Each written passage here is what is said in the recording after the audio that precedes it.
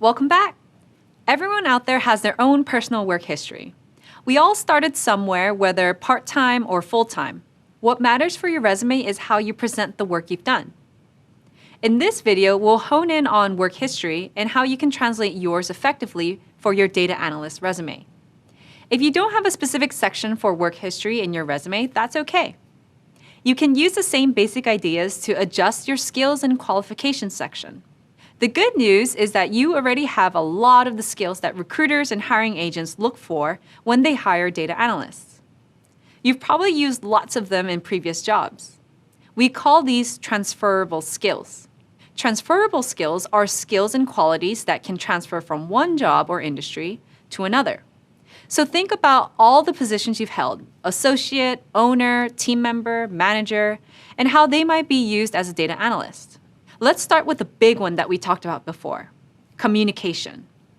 When job descriptions say they want strong communication skills for a data analyst, it usually means they want someone who can speak about what they do to people who aren't as technical or analytical.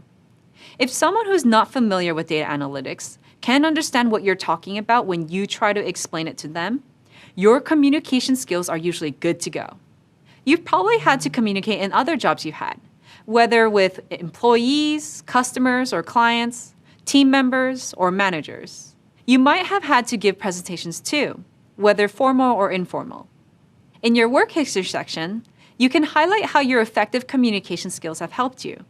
You can also refer to specific presentations you've made and the outcomes of those presentations. And you can even include the audience for your presentations, especially if you presented to large groups or people in senior positions. After listing job details like the place and length of employment, you might add something like effectively implemented and communicated daily workflow to fellow team members, resulting in an increase in productivity. Here you change the details based on the work you did. Since you'll be working in the world of data, including any quantitative data would be ideal. For example, the increase in productivity might have been a 15% increase. As long as you have a way to back up your data, hopefully with more data, then you can put it in your resume. This example brings us to the next transferable skill. Data analysts are problem solvers. When problems arise in a database or lines of code, data analysts need to be able to find and troubleshoot the problem. If you have no prior experience working with data, you can still talk about your problem-solving skills. That last example we shared does a great job of showing an ability to problem solve. It's actually written as a PAR, or problem action result statement, which we talked about earlier. So the problem is that the daily workflow procedures were not in place. The action is that you put the procedures into effect and communicated them to your team. And the result is that productivity increased by 15%. This makes it clear that there was a problem and you solved it. We can also use the statement to point out teamwork as an important quality to bring to the data analyst world. While you might have plenty of work to do on your own, it'll always be for the benefit of the team. Team means not only the data team you're a part of, but the whole company as well. So that's a few skills you can add to your work experience and skills and qualifications sections.